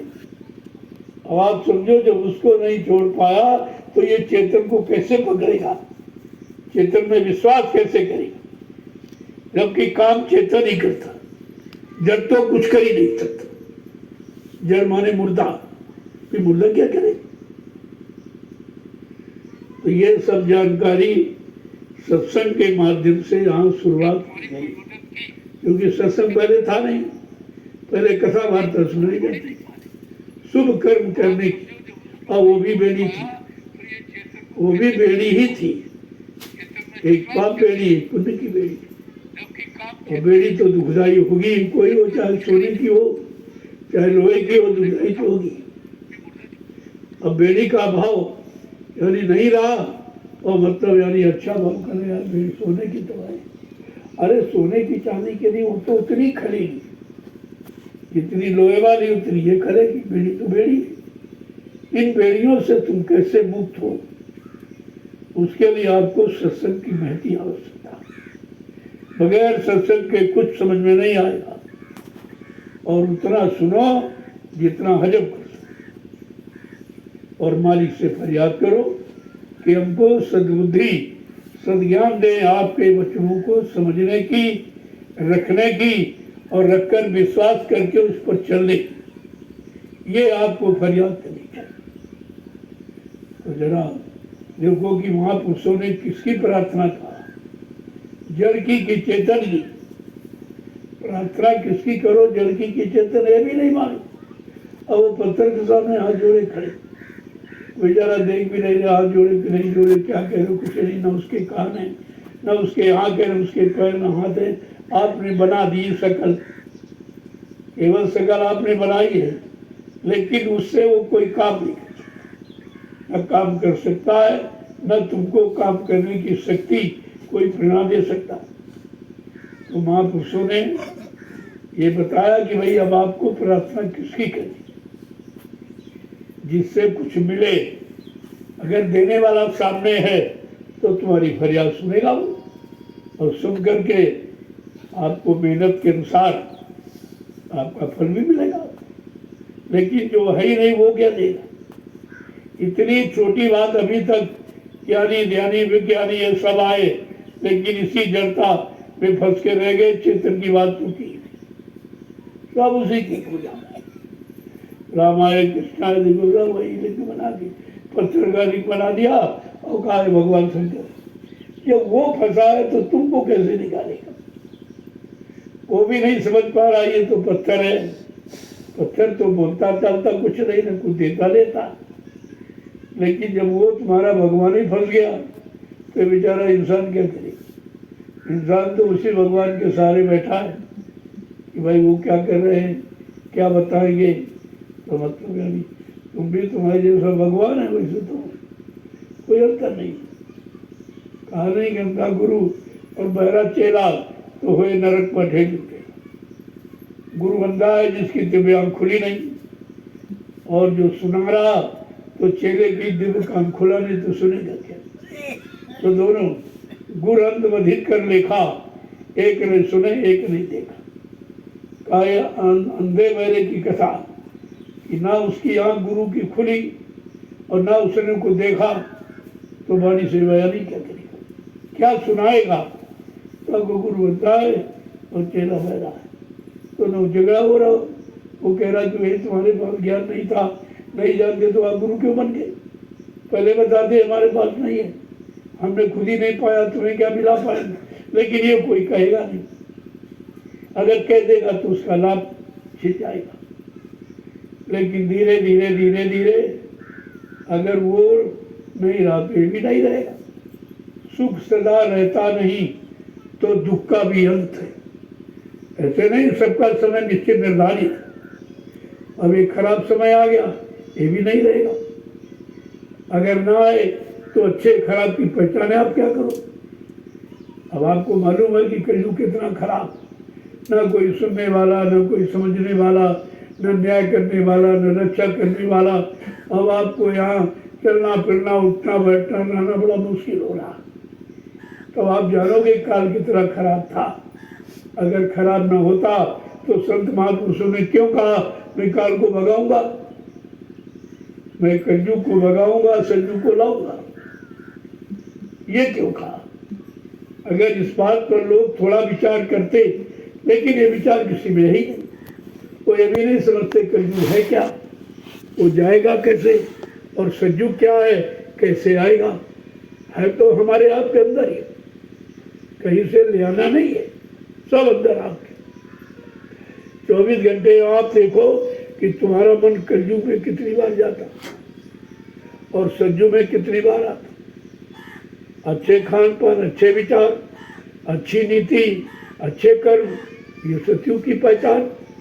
और बुरे कर्म और बुरे विचार और गंदा खान पान, गंदी नीति, ये कलयुग की पहचान। तो इस समय तो कलयुग का बोलबाला। और इतना नहीं, महापुरुषों ने कहा कलयुग घेरे चारी ओर, मनुआ जई हो कोनी ओर। का कलयुग ने घेरा डाल दिया और वो चारों तरफ घेराबंदी बना दी, और उसने जगह जगह पहरेदार बैठा दिए। और ऐसे पहरेदार हैं जिससे आप लड़ ही नहीं सकते। एक काम है, एक क्रोध है, एक लोभ है, एक मोह, एक अहंकार, 5 पहरेदार। और ये पांचों का तुम कुछ नहीं कर सकते। तो फिर जीव कैसे निकलेगा। जाल भी बनाया और जाल में भोगों का दाना डाल दिया। उसी भोगों के दाने के लालच में तुम जाल में फंस गए हो, और उसने पहरा भी लगा दिया जबरदस्त, काम क्रोध लोभ मोह अहंकार का, और तुम किसी को परास्त नहीं करते। काम तो तुमको मिनट में चकनाचूर कर दे, इतना खराब कर देगा, उसके अलावा तुम्हें कुछ दिखाई नहीं देगा। माँ बहन बेटी बहू की पहचान भी खत्म कर देगी। इतना जबरदस्त है काम। और ये सारा खेल है काम का, पूरी सृष्टि काम की। अगर काम न होता तो सृष्टि नहीं बनती। तो उसने अपनी सृष्टि को बनाने के लिए काम का प्रयोग चलो ठीक किया, लेकिन अब वो फंसाने का काम उसी से ले रहा, उसी में सब जीवों को फंसा रहा। और आप फंस गए तो निकल भी नहीं सकते। जब तक आपको शरीर का अनुभव नहीं तब तक आप निकल नहीं सकते। तो शरीर का भी अनुभव आपको कराया जा रहा है। कहा ये शरीर क्या है, कहा ये क्षणभंगुर है। जल बिंदु की सदस्य क्षणमात्र में विलीन हो जाता, रोते प्रायश्चित करके आप रह जाते, कुछ नहीं करते। अगर तुम्हारा होता तो शरीर पर अधिकार होता, कैसे कोई लेके जा रहा बिना बताए। और किसी ने कोई वारंट है, कोई खबर संदेशा दिया नहीं, आया कहते चलो खड़े करो, अब तुम कुछ बोल भी नहीं सकते। सर्वप्रथम उसने आपकी जबान बंद कर, जबान बंद हो गई, आप कह नहीं सकते। कान बंद किए, आप सुन नहीं सकते। आंखें बंद कर दी आप, और किसी को देख ही नहीं सकते। अब काल सामने खड़ा है, तुम्हारे सीने पर लात रखा, कहता चल निकल के। तूने वादा किया था कि मैं प्रभु का भजन करूंगी दिन रात, तूने तो कुछ किया नहीं, चल इधर से। मारते पीटते घसीटते। ये घटना केवल उसी को दिखाई देगी जिस पर बीत रही। ऐसा उसका खेल है कि ये घटना दूसरे दिखाई देगी तो वो मदद करेगा, तो वो किसी को देखने ही नहीं देगा। और मार रहा है और पीट रहा है, वो बेचारा आंसू गिरा रहा, लेकिन जवान उसने पहले बंद कर दी, तुम कुछ कह नहीं सकते। तुम कहने के लायक ही नहीं हो, तुमने कोई कहना कोई वचन माना नहीं, अब तुम किससे कहोगे, कौन तुम्हारी मदद करेगा। ये स्थिति रोज आप देखो, जिसका समय पूरा हो जाता है वो बेचारा कुछ नहीं बताता, तो बस आँख से आंसू आते हैं तो समझ लो कोई मार पड़ रही इस पर कर्मों की।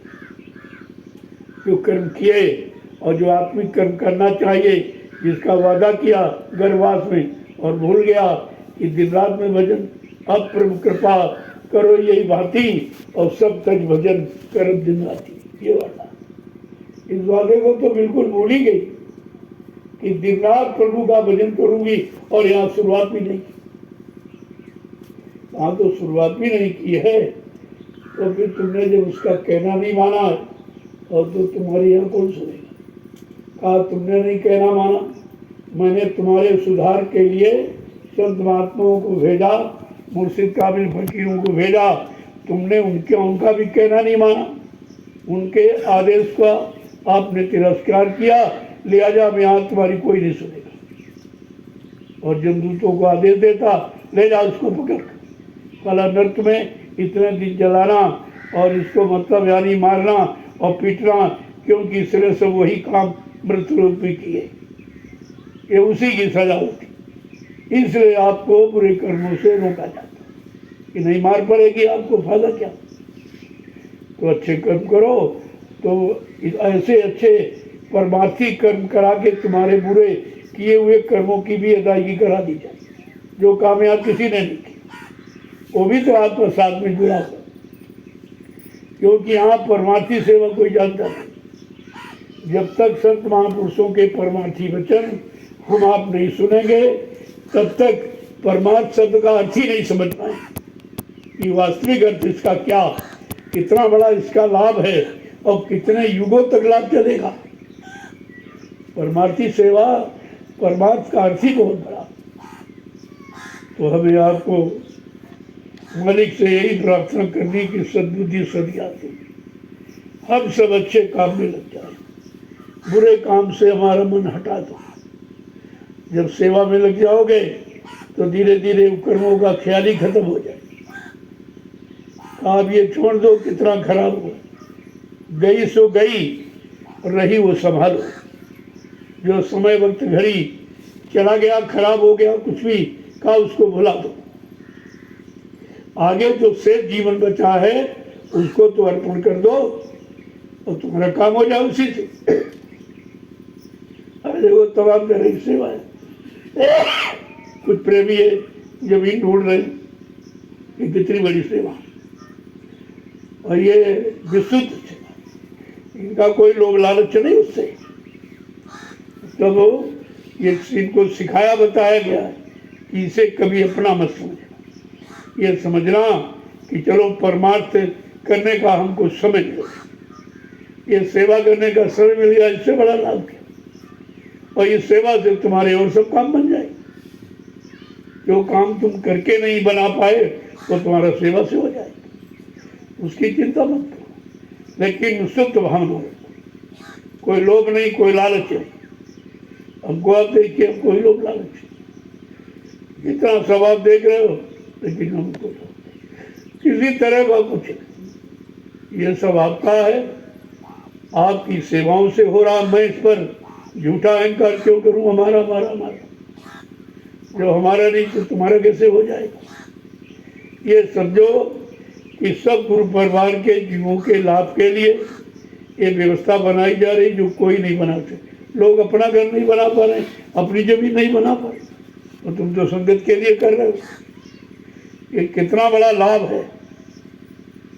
इसलिए मालिक से प्रार्थना ये करो कि हम सबको सद्बुद्धि सद्ज्ञान दे, बुरे कर्मों की तरफ, बुरी सोच की तरफ मन न जाए, और धीरे धीरे मन आपके चरणों में, आपके वचनों को मान ले, उन वचनों को करने के लिए चल पड़े।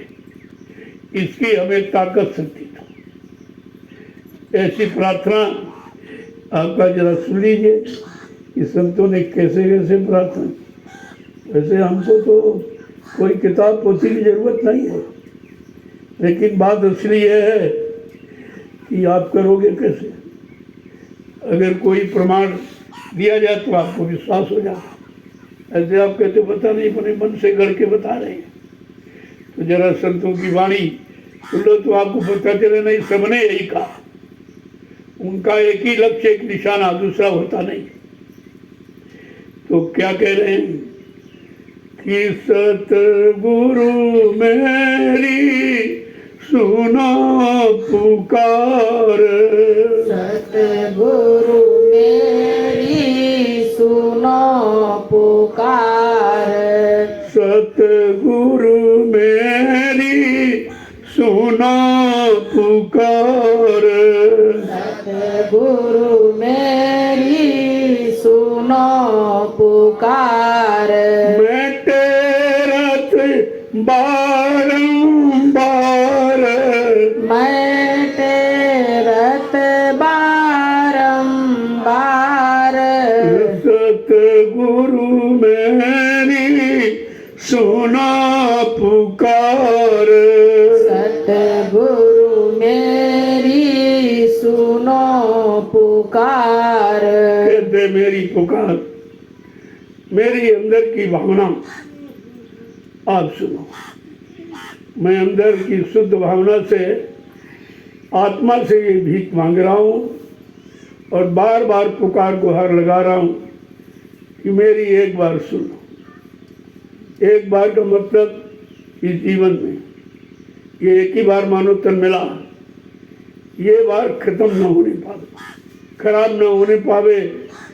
आप मेरी पुकार सुन लो और मेरे इस शरीर का, शरीर में रहने वाली जीवात्मा दोनों का काम बना। आगे क्या करें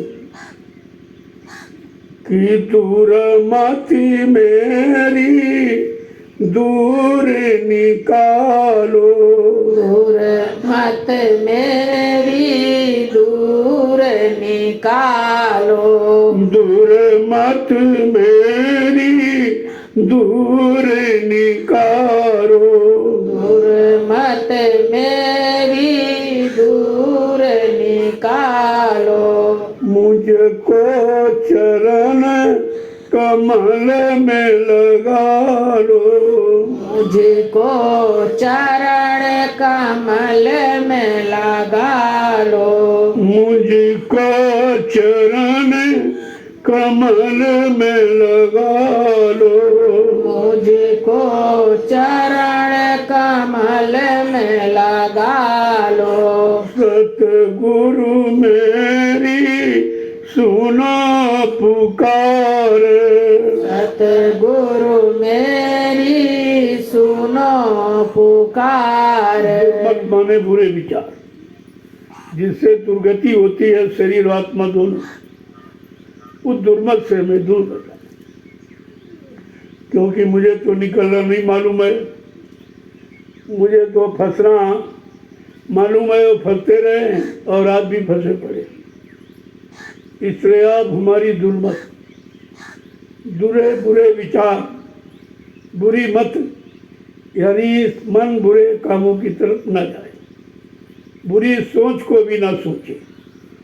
क्योंकि 3 तरह से बुरे कर्म होते हैं, मनसा वाचा कर्मणा।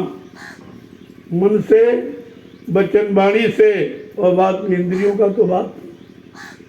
पहले मन शुद्ध करो, किसी के कोई निंदा आलोचना बुराई ईर्ष्या राग द्वेष ये न करे। ये गंदगी है मन को यानी खराब करने वाली। काम को इससे दूर कर दो और अपने चरणों में लगा, और कहीं नहीं, संसार के किसी साधन में नहीं, अपने चरण कमल की छां में बैठा लगा लो, हमारी दुर्मत ठीक हो जाए। आगे क्या कह रहे हैं देखो, एक एक वचन पर विचार करो आप। कि मोई भोजल से पार उतारो, जल से पार उतारो, मोहि भव जल से पार उतारो, मोहि भव जल से पार उतारो, पड़ी नैया मझधारो, मेरी पड़ी नैया मझधारो, सतगुरु मेरी सुना पुकार, सतगुरु मेरी सुनो पुकार। मैं टेरस तुम्हें बारंबार, मैं तेरत तुम्हें बारंबार। देखो कितनी बड़ी बात है। कहते हमें इस भवसागर से, जब सत्संग सुना तब समझ में आया कि भवजाल क्या है, भवसागर कहाँ है, क्या है। ये धीरे धीरे सत्संग वचनों से आपको सब जानकारी करा दी जाएगी कि आप कहाँ कैसे फंसे हो, अब आप वहाँ से कैसे निकलोगे। तो कह रहे हैं मुझे भोजन से पालना दो, क्योंकि मेरी ये नैया मझधार में पड़ी है, वो मेरे बस की तो है नहीं कि निकालूं। आप दया कृपा मेहरबानी करके मेरी इस भवसागर में पड़ी नैया को किनारे लगा। आगे क्या कह रहे हैं देखो, कि तुम बिन अब मोहि कोई न सहारो, तुम बिन अब मोहि और न सहारो, तुम बिन अब मेरा कोई न सहारो, तुम बिन अब मेरा कोई न सहारो, अपना कर अब मुझे संहारो, अपना कर अब मुझे संहारो, सतगुरु मेरी सुनो पुकार, सतगुरु मेरी सुनो पुकार। मैं तुम्हें टेरत बारंबार, मैं तुम्हें टेरत बारंबार। कहते मैं चारों तरफ देख लिया, मेरा कोई सहारा नहीं है, सब हमको अपना सहारा बनाए, बेटा हो, बेटी हो, परिवार हो, आसपास मोहल्ले वाले, समाज वाले, सब हमको अपना सहारा बना के काम ले रहे हैं, लेकिन हमारा कोई सहारा नहीं। मैं चारों तरफ देख के आ गया, अब जो है मेरा ये काम कर कि अपना करके मुझे अब संभालो, अपना बना लो और संभाल करो। न मैं बनना जानता हूँ, न संभाल करना जानता हूँ। कहा ये सब आप पर, इसी को कहते हैं आत्मसमर्पण, कंप्लीट सरेंडर इसी को कहते हैं। जब आप आत्मसमर्पण कर दोगे तो फिर तुम्हारी चिंता खत्म। फिर उसकी चिंता है जिसने आत्मसमर्पण आपका स्वीकार किया, फिर वो उसका काम आपका कर लो। लेकिन समर्पण करना बड़ा मुश्किल है, क्योंकि आपने तो समर्पण किसी और को कर रखा।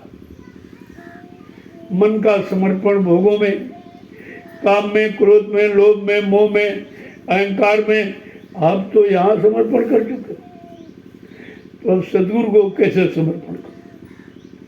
लेकिन कहा नहीं, धीरे धीरे जब समझ जाओगे तो समर्पण की रीति नीति आप बदल दोगे। अभी तो जीव बेचारा समझ नहीं रहा किसको समर्पण कर। जब अर्जुन जैसा ज्ञानी नहीं समझ पाया कृष्ण की बात, यही समझाते थे, अरे भाई तू करने वाला नहीं है, आदेश पालन करने वाला। ये जो कुछ हो रहा सब मेरी दया से, या ये समझो मैं ही कर रहा हूँ। तो ये सुनकर उसको बड़ी शंका हो रही कि कर हम रहे, कहते हमने किया। महाभारत हमारे द्वारा बड़ों तो इनको मारा, उनको मारा, ये कहते तुमने किसी को नहीं मारा, तुमने नहीं मारा, हमारी दया नहीं। अगर दया न होती तो मारते नहीं, मर जाते। लेकिन इस बात को समझ ही नहीं पा रहा। इतना समझाते समझाते कृष्ण को आवेश, क्रोध नहीं था, आक्रोश था कि ये अच्छी सच्ची बात मान क्यों नहीं रहा। जब तुम्हारी कोई अच्छी सच्ची बात नहीं माने तो ऑटोमेटिक आवाज़ मोटी हो जाती है। वो भी समझ क्यों नहीं रहा और उसकी समझ आ नहीं रहा। सब बताते बताते अंत में उनको स्पष्ट कहना पड़ा, स्पष्ट कि भाई तो अरे तो बात सुनो, सर्वधर्मान परित्यजे मामेकम शरणं व्रज अहम त्वाम सर्व पापेभ्यो मोक्षम सामासुच। कहा तू सब तरफ से अपना ध्यान हटा और ये जो भी कर रहा है सब मुझको सौंप दे, तुम्हारे पर इसका कोई दोष नहीं। देखो ये भी काल की चाल है। पहले तो उसको संदेश दे करके यानी मारकाट कराया और बाद में कह रहे तुमने मनुष्य हत्या की, तुमको मनुष्य हत्या का पाप लग गया है, जाओ नरकों में चले। कह रहे काल शक्तियाँ है बड़ी चालाक, कराती भी अपना नाम करती और जीवों को फंसा देती और बेचारे पाँचों पाँचों नरक चले। एक तो उन्होंने पहचान नहीं की, इससे चले गए नरक। ना कभी भगवान माना ना कोई शक्ति मानी। कहा है तो मेरा रथवान है नौकर, मेरा रथ हाँकरा, ये मेरा मित्र है और एक नाते से सुभद्रा के नाते से कहा मेरा साला है। इसी बाहरी रिश्ते नातों में फंस के रह गया, समझ में नहीं आया तो पांचों पांडव नरक 24 घंटे साथ रह नहीं पाए, नरक को जाने से रोक नहीं पाया क्योंकि उनकी शिक्षा मारकाट, वो तैयार नहीं था कि नहीं नहीं तुम्हारा ये यानी कर्तव्य है, इनको मारो इनको मारो इनको मारो इनको मारो। वो कह रहा था परिवार को मारूं राज संभालूं, ऐसा राज हमको नहीं चाहिए। लेकिन उसको ज्ञान को खत्म कर विराट रूप दिखाकर जो उसके ज्ञान सच्चा उठाता है उसको खत्म कर। विराट माने भय रूप दिखा करके उसको मतलब यानी जो समझ सूझ थी वो खत्म कर। और कैसे करा दिया, पहले कहा इनको मारो इनको मारो इनको मारो, फिर कह रहे तुमने मनुष्य हत्या तुम्हारे पर लग गई, तुमने मनुष्य हत्या की है लिहाजा तुम्हें नरक में जाना। और वो खुद ही नरक में गए, उनको भी बहेलिये ने तीर मारा, वो मर गए, उनकी भी तो हत्या की गई। हत्या तो हमेशा प्रतियोगी में नरकों में जाने का। और राम भी नरक में चले गए। उन्होंने देखा कि अब उनको चिंता हो गई, हमने तो बेगुनाह लोगों को मार दिया। हमारा झगड़ा तो रावण से था और रावण का इतना बड़ा गुनाह नहीं था कि उसको मृत्युदंड दिया जाता। तो मतलब यानी ये सब प्रायश्चित जब उन्होंने किया तो उनको यही निर्णय मिला कि हमने जो किया हम उस शरीर को उसी तरह, वो भी यमुना में डूब के मर गए। वो डूब के मर गए। यहाँ लोगों ने मुझे सम्मान देने लगा, उन्होंने जल समाधि ले ली। कहा जल समाधि ले ली, वो बेचारे मर गए। ये काल भी अपने आप को नहीं बचा पाया महाकाल से। काल से बड़ा महाकाल है, और उसी ने इनको भेजा और उससे भी ये बच नहीं पाए, ये भी उसी में चले गए। इन शक्तियों का जब इतिहास पढ़ोगे तो आपको बड़ा ताज्जुब होगा कि बहुत फंसा के रखा गया। भगवान भगवान कह के इन्हीं में लोगों को फंसा दिया, बांध दिया, और ये भगवान कुछ नहीं, ये भी मारा गया। भगवान का मतलब भागवान, भाग्य का वान माने निर्माण करने, जो भाग्य का निर्माण कर दे। इन्होंने तो लोगों के भाग को खत्म कर दिया, मार दिया था। इनको भगवान कैसे कहा जाए? ईश्वर तो सभी लोग जिनमें स्वर हो, जो बोलता उसको ईश्वर कहते।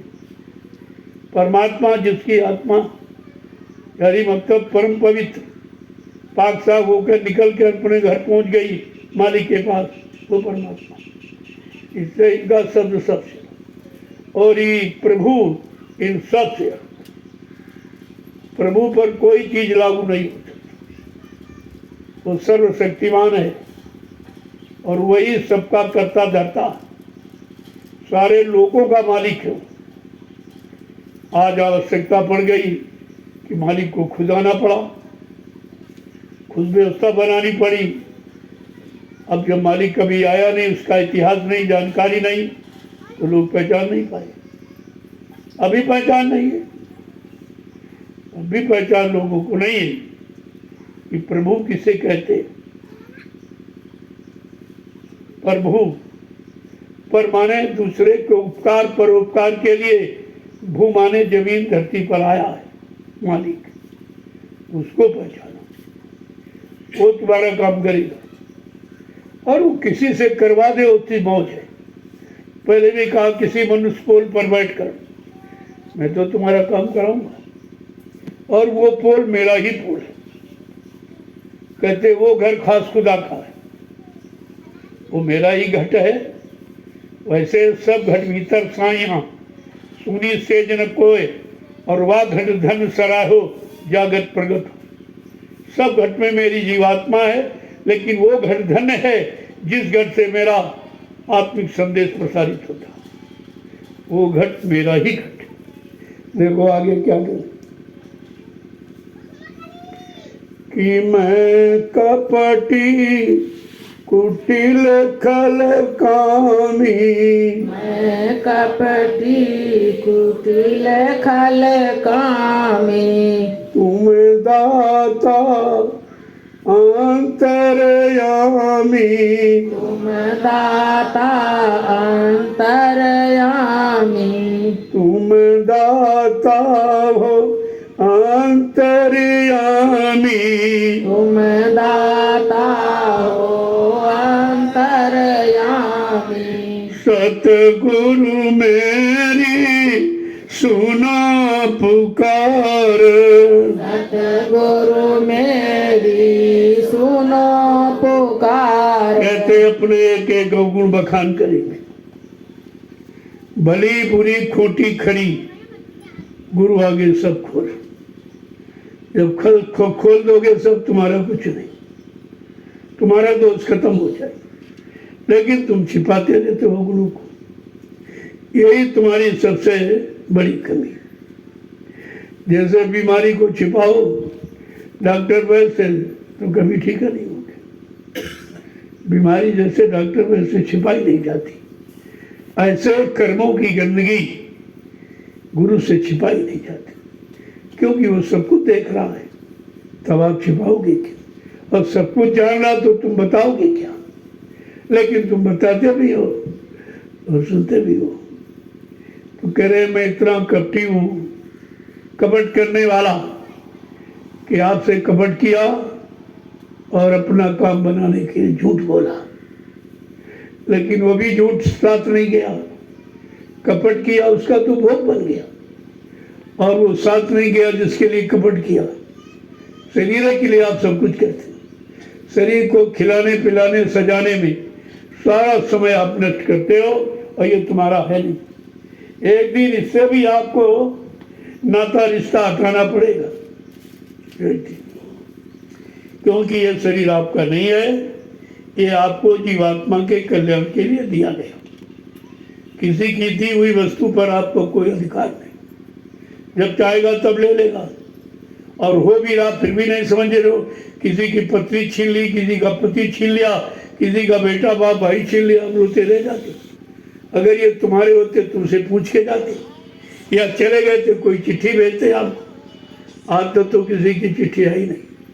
इतने गए जिनको अपना आपने माना, और मान करके कितनी बड़ी भूल आपने की और उनको अपना बनाया, लेकिन उसने कोई खबर तक आपको नहीं दी कि मैं किस करी कर्म की सजा कहाँ किस लोक में पा रहा हूँ। आगे क्या कह रहे हैं, एक एक वचन किस तरह से कि मैं दीन दुखी अतिशय भारो, मैं दीन दुखी अतिशय भारो, मैं हूँ दीन दुखी अति भारो, मैं हूँ दीन दुखी अति भारो। जब चाहो तब मुझे निकालो। जब चाहो तब मुझे निकारो। सतगुरु मेरी सुनो पुकार। सतगुरु मेरी सुनो पुकार। देखो संत मत में दीनता और गरीबी ये सच्चे साधक का कहना है। और बार बार महापुरुष कहते हैं दीन गरीबी धार तेरे भले की को। अगर तू दीन बन जाए तो मैं दीनानाथ बन के तेरी मदद करूं। अगर तू गरीब बन जाए तो मैं गरीब निवाज बनाकर यानी बनकर तुम्हारी मदद करूं। लेकिन यहाँ दीन गरीब कोई बनना नहीं चाहता। अहंकार इतना प्रबल है जो तुम्हारा नहीं उसी का अहंकार करते। कभी शरीर का कभी धन का आपका है ही नहीं। न धन आपके साथ न शरीर आपके साथ न परिवार आपके साथ, तो कुछ नहीं जाएगा। ले आ जाए तुम्हारा है ही नहीं और तुम इसी पर गुरु करते इसी में फंसे पड़े। क्या कह रहे हैं? एक एक चीज को देखिए कि मैं आरत करूं सदा तुम्हारी। मैं आरत करूं सदा तुम्हारी। मैं आरत करूं सदा तुम्हारी। मैं आरत करूं सदा तुम्हारी। तन मन धन सब तुम परवारू। तन मन धन सब तुम परवारू। सतगुरु मेरी सुनो पुकार। सतगुरु मेरी सुनो पुकार। वो क्या कह रहे हैं? मैं आपकी प्रार्थना आज मिन्नत रोज करता हूँ आरत भाव से यानी दीन भाव से। अहंकार कोई स्वार्थ लोभ लालच के भाव से नहीं, दीन भाव से मैं तुम्हारी आरती करता हूँ। और ये तन मन धन जो एक फंसने का आधार बना दिया काल, मैं यही आपको अर्पण करता हूँ। जब मैं अर्पण कर दूंगा फिर फंसूंगा क्या? लेकिन वो जवान से कहते हैं, अंदर से कहते हैं सब तेरा क्या लागे मेरा, और देने के लिए 1 रुपया भी नहीं, 1 रुपया नहीं। दुनिया में जाते हो कितना खर्च किया। यहाँ बड़े बड़े दुखी मरीज आए, डॉक्टरों को लाखों रुपए दे किया, यहाँ 10 रुपए देते। जहाँ से काम संभाल होना वहाँ 10। अरे यहाँ जितना ज्यादा दोगे उतना ही परमार्थ तो तुम्हारा लग जाएगा। यहाँ कौन लिया जाता? ये लिया नहीं जाता, आपका परमार्थ में लगाया जाता, क्योंकि तुम परमार्थ में लगाना जानते नहीं और उस लाभ से आप वंचित रह जाते। तो आगे समझा के क्या कह रहे? देखो, अब मिला सहारा मोहि तुम्हारो। अब मिला सहारा मोहि तुम्हारो। मैं नीच अज्ञान अनाड़ी जानो। मैं नीच ज्ञान अनाड़ी जानो। सतगुरु मेरी सुनो पुकार।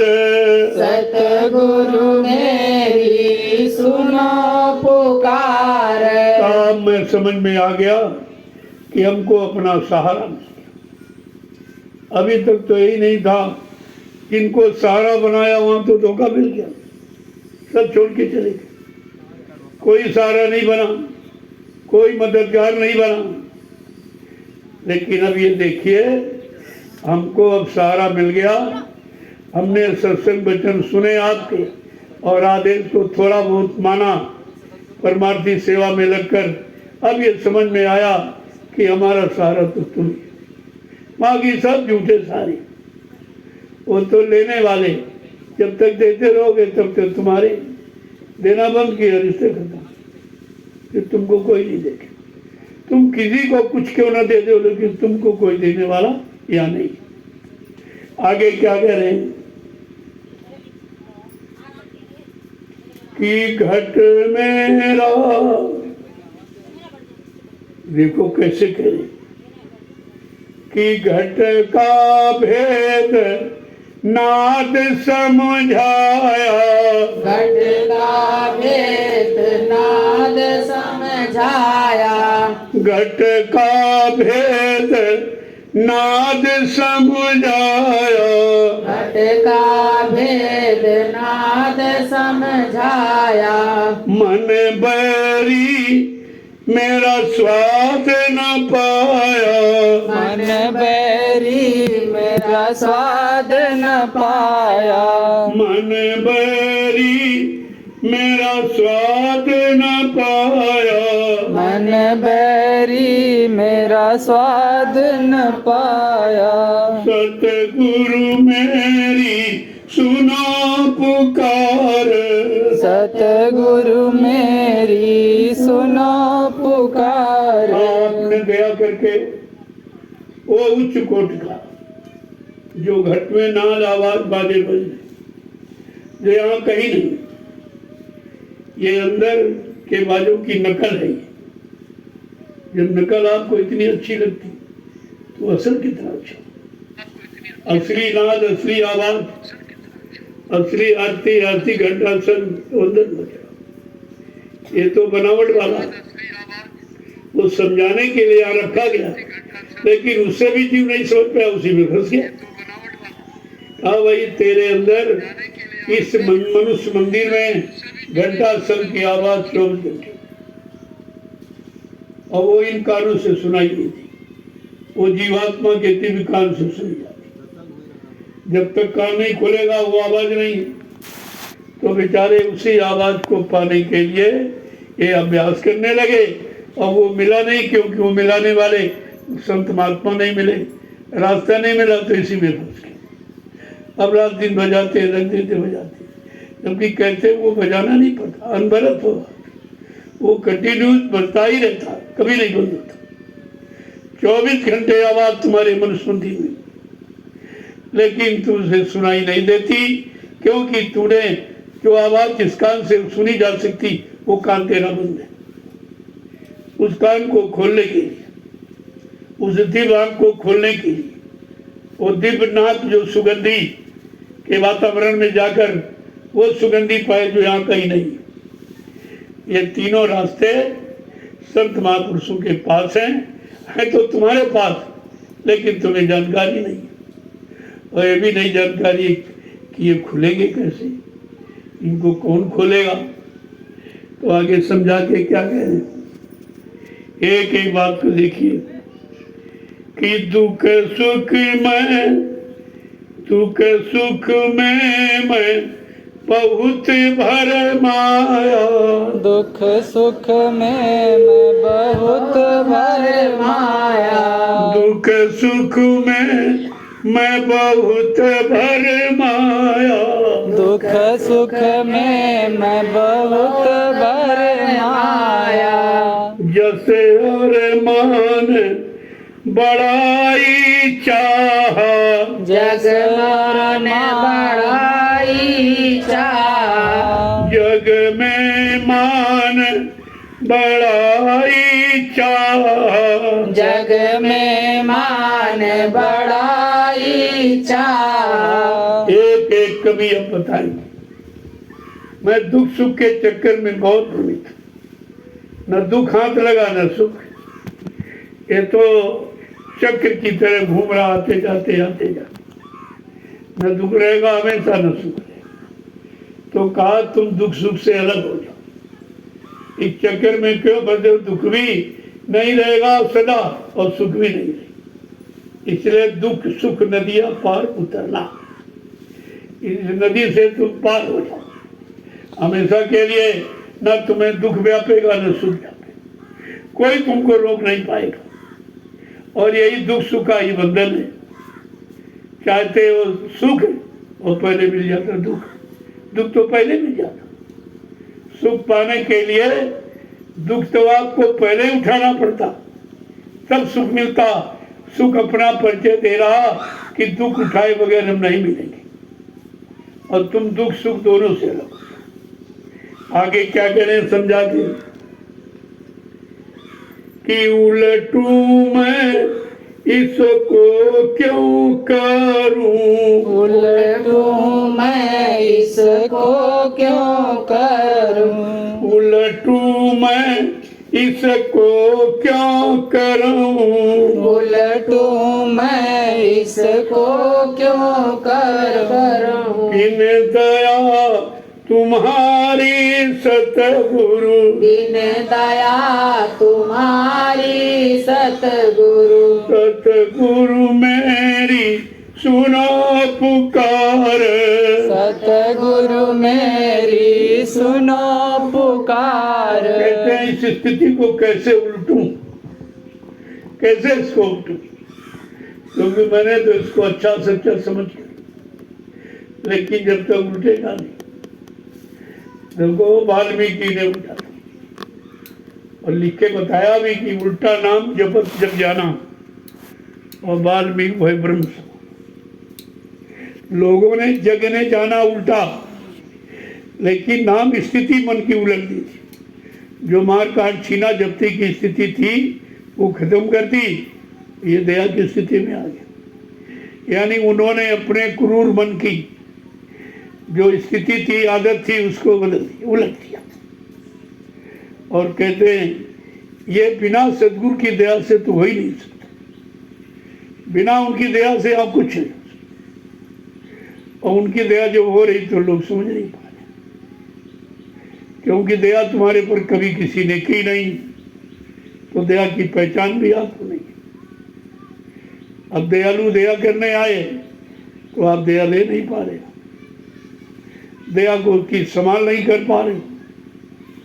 देखो समझा के आगे क्या कह रहे हैं कि अब खींचो मेरे मन को स्वामी, जो मेरे मन को स्वामी, अब खींचो मेरे मन को स्वामी, अब खींचो मेरे मन को स्वामी, मैं विनय सुनाऊं सब विधि तुमको, मैं विनय सुनाऊं सब विधि तुमको, सतगुरु मेरी सुनो पुकार, सतगुरु मेरी सुनो पुकार, मैं टेरत तुम्हें बारंबार, मैं तुम्हें टेरत बारंबार,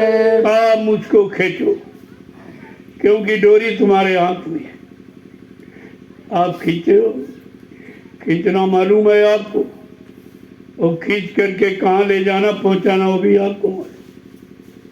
इसलिए अब मुझको खींचो, सतगुरु स्वामी मेरे मन को खींचो, उधर बुराइयों से हटाकर अपनी जो ये सत्य की अच्छाई इसको पकड़ा दो। और कहते कि मैं विनय सुनाऊं, अब मेरी यही विनय आपसे है कि मेरे मन को ठीक करो। सारा करता धरता मन ही तो है, यही करवाता है, ये सलाह देता, अच्छे काम की सलाह देता, बुरे काम की सलाह, और उसी अच्छे बुरे सलाह से जो आपने कर्म किया उसी में फंसा देता। ये मन भी तुम्हारा नहीं, ये भी धोखेबाज, इसकी भी बात मत मानिए, ये भी आपको नरक की तरफ ले जाता है। जब तक सतगुरु की दया में ये नहीं जाएगा और वचनों से सुनकर अपने आप को पाक साफ निर्मल नहीं करेगा, तब तक ये तुम्हारी मदद नहीं करेगा। ये तुम्हारा शत्रु ही बड़ा बैरी है मन घट में, इसी को जीतना कट्टा। संतों का सबसे बड़ा बैरी दुश्मन